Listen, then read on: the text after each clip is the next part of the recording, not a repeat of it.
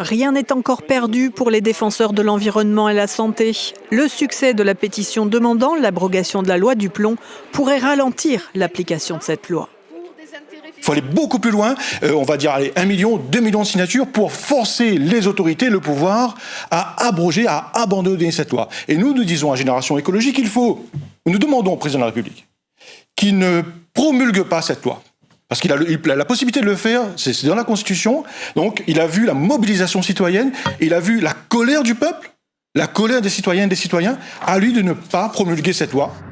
Le président de la Voix citoyenne appelle les maires à soutenir publiquement les agriculteurs engagés dans la transition écologique. Il y a plus que de l'espoir, il y a une vraie opportunité pour que cette loi soit révisée, remise au débat, parce qu'elle n'a pas été mise au débat, et donc ça c'est une honte aujourd'hui.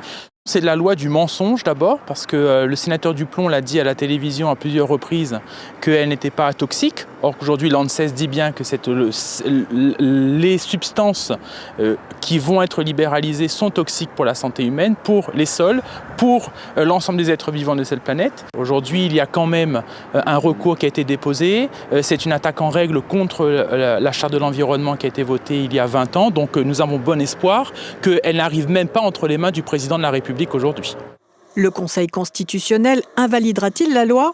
Les députés LFI continuent de faire pression en disant qu'on ne peut pas faire d'économies sur le budget de la santé si dans le même temps on autorise des lois qui portent atteinte à la santé des citoyens.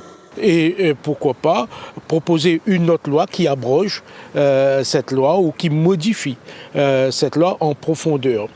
Il y a aussi le Conseil constitutionnel qui a été saisi. Les sages du Conseil constitutionnel peut, dans ce cas, prendre en compte la pétition et prononcer l'anticonstitutionnalité de ce texte puisqu'il porte atteinte à l'environnement et au bon vivre des Françaises et des Français.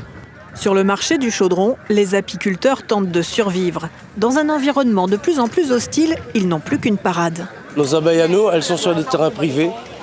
Et les agriculteurs qui sont autour de nos terrains, ils sont tous agréés bio. Le bio, seule alternative pour la santé des sols et des rivières, dont tout le vivant dépend.